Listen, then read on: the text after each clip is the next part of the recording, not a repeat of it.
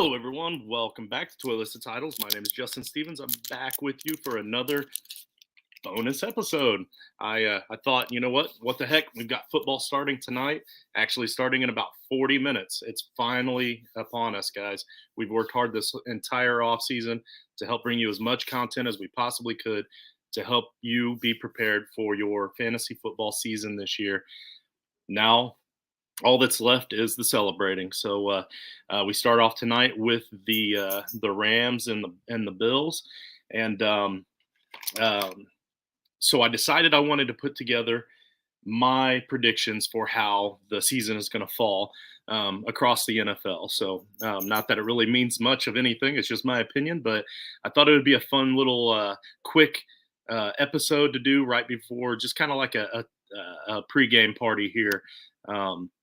At the Toilisted Titles Network Studios. So I'm going to start off with the NFC West. You see down there at the bottom, I've got the Rams starting off pretty good this season and ending pretty good. I have the Rams at 14-3, winning their division. I know that's a pretty strong win-loss record, but considering their division and that team is just so good, and I'm not overly concerned about Matthew Stafford's shoulder like like a lot of people are. But then I got the Cardinals at 10-7, the 49ers at 6-11, and the Seahawks at 2-15. The Seahawks are going to be in contention for that number one overall pick, and I think they may have kind of done that by design, knowing that they were ready to move on from Russell Wilson, and he was obviously ready to move on from him after what we heard over the last couple of days from him. So that's pretty interesting storylines there. But and that storyline gets to continue in week one when the Broncos face Seattle. Next is the NFC South. In the NFC South, I've got the Panthers winning that division. This one is the first and one of the few real surprises probably for a lot of people. I think the Panthers are going to be way up, and it's not because I think that Baker Mayfield is an amazing quarterback. Please do not hear what I'm not saying, okay? I'm not saying that Baker Mayfield is the end all beat all for quarterbacks, but I am saying that he is a competent play action quarterback, and with that running game, if Christian McCaffrey can stay healthy, then a competent play action quarterback with the schedule that they have can easily win you 12 games. So I'm not expecting huge fantasy football numbers out of Baker by any means, but I am expecting them to win a lot of games on the actual football field. The Bucks I've got at 10-7. The Saints at 7-10. I think they take a big hit or a little bit of a step back this season as they're trying to somewhat halfway rebuild. I think the Saints need to make a decision to either rebuild or go all in at some point real soon. And then the Falcons are obviously in a total rebuild, 2-15. Even though I like some of their talented pieces, I don't know how well that's going to really mesh together on this young team. The NFC East. Oh, by the way, that 2-15 for the Falcons, I don't really necessarily think it's going to be that low, but I also couldn't really find any more wins out there for them, so that's why I went that route. Cowboys winning their division, the NFC East at 12-5. We got some comments in here already. All right. Yeah, what's up, my friend? What's going on, Dustin? The offseason went incredibly well for Toilisted Titles, and that's thanks to you and all the other viewers out there. We've hit huge numbers this offseason, and we greatly appreciate that for you guys. And that's why I'm trying to bust my butt to put out a little bit of extra fun content here the last couple of days between this and the card break that I had last night. Trust in Gino. You should have that put on a t-shirt. You send me a t-shirt like that and I'll wear it on the show. I promise. Okay. All right. So not a fan of the Cowboys pick. I get it. The Cowboys are a polarizing team. You either love them or you hate them. But I've got them winning that division. They're just too talented, and I'm not as high on the Eagles as a lot of people are. I still think that team is still too young. It's got a lot of talented pieces, but I think they're still a year away, and I want to see huge improvement from Hurts this season. And I think we might. If we do, maybe I'm wrong. If we see just a little bit of improvement, then maybe next year. And that's kind of where I'm leaning with the Eagles. I think it's going to be next year for them. The Giants, I know that's surprising, guys. The Giants 8-9. That's a shocker, actually. They've got a relatively decent schedule ahead of them, and they have Saquon Barkley, who's going to be back. He's going to stay healthy. I've been touting him all offseason. Danny Dimes on a contract year means that he's going to give the ball to Saquon Barkley.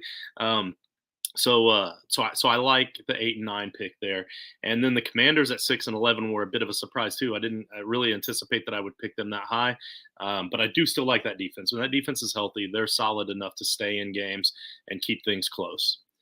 The NFC North, I've got the Vikings winning with with a record of 13-4. Again, another big surprise. I mean, I didn't even think that I had them that high. I didn't think that I liked them that much. But as I'm going through game by game and I'm marking up their wins and their losses, it's unbelievable. I don't see very many more losses out there for them. Surely they're going to lose more. It's probably going to be closer to 11-5 maybe, but I still think they win that division, with the Packers being a little bit down, but not necessarily because of Devontae Adams out. I mean, they're gone. I mean, it's a big loss. Don't get me wrong. It's a really big loss. I get it. But they had a pretty decent win percentage even without Devontae Adams. I just think that maybe the Vikings take a step up this year. Justin Jefferson with a full offseason, another extra full offseason under his belt. Just an amazing team. If they can stay healthy, if Dalvin can stay healthy, that team really does have huge potential. The Lions with a huge improvement at 8-9. I have the Lions at 8-9, and I have them wreaking havoc and a lot of headaches for a lot of teams that are expecting to maybe go in and have a little bit easier of a time with them. And of course, the Bears, that other team down there that's trying to win that first overall pick. Yeah. So I don't know. I don't necessarily see them tanking because they don't really believe that they need a quarterback. But also, I don't think they're really going to have to tank, to be honest with you. A few more comments. Trey Sermon will be there. Yeah. I mean, that's possible. Very possible. I mean, somebody needs to be because we've not seen that white knight come out of Philly in the last few years. That's for sure. Johnny, what's up, buddy? Appreciate you chiming in here. Jefferson career year carries the team. Yeah, I can see it. I mean, hard to say he's already going to have a career year in year two, but and he had such a great rookie season. But yeah, for sure, he's only going to improve at least for a little while. All right, what do we got next? We have the AFC East. The AFC East, Bills 14-3, same record as the Rams, and they play tonight. So one of them are going to get a loss tonight, and then I'm going to be hoping for no more than 2 more losses the whole rest of the season. So that's kind of crazy, kind of outlandish to have 2 teams with that many wins make it that far in the season after getting a loss in week 1. But the NFL did a great job of scheduling this season. The different players that are trying to come back and play against their old former teams, they're playing on the road in the right spot. They're playing in prime time. They're playing magically Deshaun Watson gets to play against the Texans. Wonder how that happened. But yeah, so it's just an amazing job by the NFL with scheduling this year that we have such an awesome week 1 and we get to kick it off tonight. I'm super stoked. I have the Dolphins at 9-8. Also a team on the up, highly improving. I could see them potentially getting 10 or 11 wins, but just looking at the schedule, the game by game, it was kind of hard to come up with where that was going to be. Patriots 8-9. I mean, I don't want to say they're a team on the way down. I think it is what it is after losing Brady and some other key pieces. Mac Jones is a very competent quarterback. He's good. It's just not what they're used to, and that team is just another team now. So I have them at 8-9 and the Jets at 2-15. Even with all the improved pieces, Zach Wilson is not the answer. I'm sorry, guys. I'm sorry to break it to you. I know there's a lot of Zach Wilson truthers out there. He's not the answer. And all these guys that are all up on Breece Hall, he's an amazing running back. But the fact is he's still a Jets running back. Please don't put too much stock in him. But it's too late now. Like, you have your team now. So it's not too late to trade him. I will say that. You might want to do that before Sunday. Just saying. All right, the AFC South. I have my Colts winning the division, of course. AFC South. They were the best team overall team in the division last year and lost because of one man who's no longer on the team. He plays for Washington now. Um, they deserve each other. The Colts I have down as 12-5, and I could see that easily being 11 wins, 10 wins. But maybe my fandom kicked in a little bit on a couple of those games, but I feel like I was pretty fair and unbiased on some of the losses. I do have them splitting the home and away with the Titans this season, and I have the Titans at 11-6, which I honestly don't necessarily think they're going to be that good. I believe they take a step back, and it's just the way that it fell when I did the game by game. But 11 wins seems like a lot to me for the Titans. And normally you would think that I would be biased against them, but I really tried to keep my bias as much as I could to myself when I made the picks. The Jaguars 3-14 and the Texans 2-15. I don't think anybody would argue with me if I said that between those two teams they would have 5 wins. And so, I mean, maybe even the biggest Jaguars and Texans fans probably still wouldn't argue with me, but that's how I feel about the AFC South. Let's check a few more comments here. Year 3, okay. I'm not exactly sure. Oh yeah, Jefferson. Yeah, duh. Yeah. My bad. And I am a huge Jefferson fan, by the way. I've said repeatedly on the show that if I ever buy another football jersey, it's going to be Justin Jefferson. So yeah, I'm spacing it. But thanks, Dustin. Thanks for keeping me honest, man. Shocker. I guarantee you that's probably the Colts comment. Nope, they were not. Nope. Our quarterback gave them the victory. And the Jags winning 5 games. Okay, well then still, I'm still right if I say the Jags and Texans combined for 5 wins then, because that would just mean that the Texans didn't win anything because the Jags beat them twice. I think I have them splitting the home and away as part of that. Shut up, George. All right, so let's move on here. We got the AFC North. AFC North. This is going to be a fun division to watch, especially for somebody like me that really despises the Steelers. Bengals 14-3. That's a lot of wins, and what's normally a very tough division because even the Browns, in the divisional games, are going to play the better teams really tough in that division. That's just the way that division is. But I think that high-powered offense and that pretty solid defense overall, the Bengals defense looks improved. 14-3, and then the Ravens at 12-5. That could easily be flopped around either way, but maybe not 14-3 for the Ravens. But I'm saying like maybe the Ravens finish 12-5 and still win the division. Like I just think that those two are going to be that close. But I'm really big on the Ravens this year. But because of the schedule and the way it looks, the way it fell, got the Bengals winning it. So there is that. And then the Steelers with only 5 wins. So Tomlin not only suffering that first big non-winning season in however many years he has that streak going on, but doing it in style, in my opinion.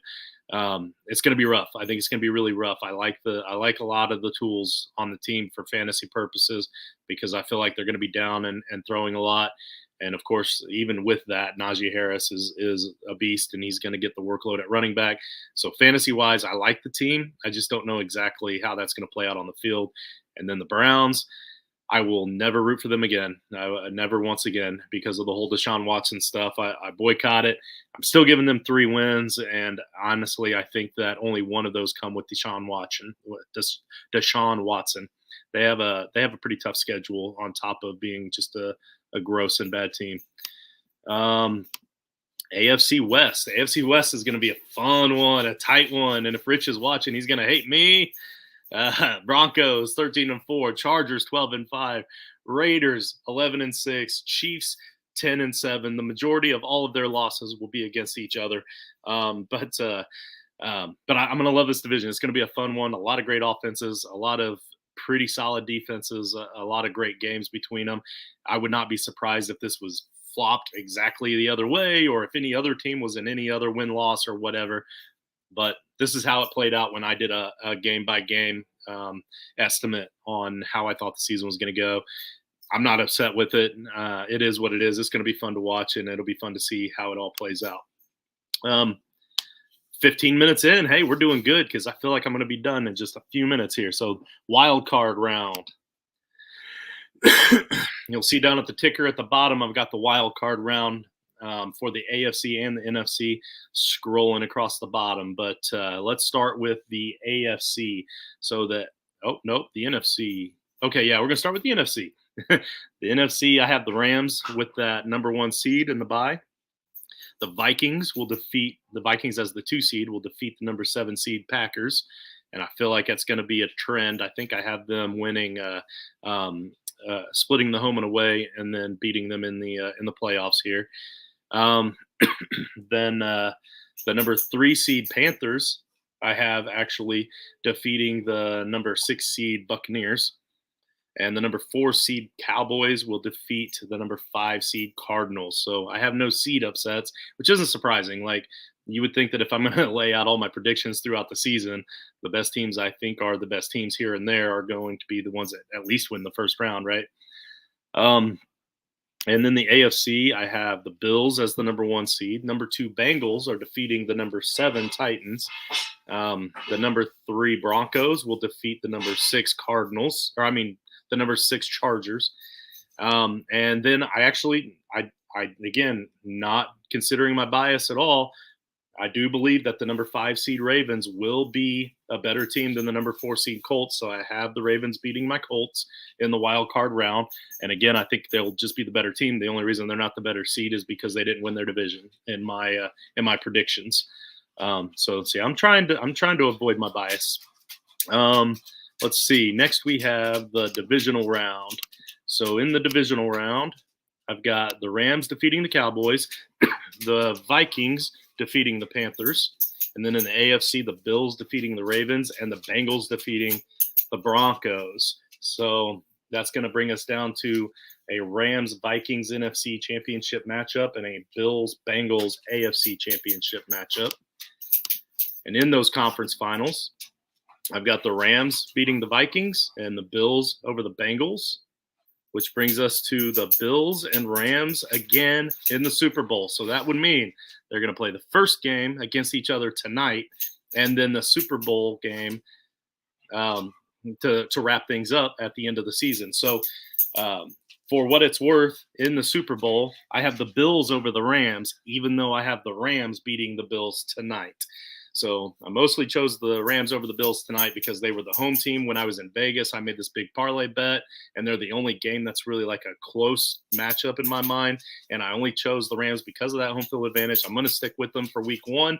But I think in a neutral playing field and by the end of the season, the way it falls out, it's so difficult to win 2 Super Bowls in a row, and I'm figuring all that into it. So I'm going to go with the Bills here to win the Super Bowl. So that's pretty much all I have for tonight. You see my Twitter handle down there at the bottom at JustinFF_. Please make sure you guys remember to check us out on the Patreon, patreon.com/toylistentitles. Help us out, support the show, and you guys have a great. No, wait, you know what? I got some comments here. Of course, they're mostly George. Record says, nah, we're not going to read that one. Yep, there you go. First ever season with the losing record. Browns also signing punter. Maybe he can play quarterback. Let's see. Steelers defense is legit. Lots of weapons on the offensive side. Okay, all right. Yep, I disagree. Okay, agree. Hey, all right. Agree with the Vikings. We finally agree on something. All right. Dolphins missed the playoffs. Yes, they missed the playoffs. I'm sorry to tell you. And it's much love. I do think they're highly improved. But yep, there you go. Tonight is a Super Bowl preview. I love it.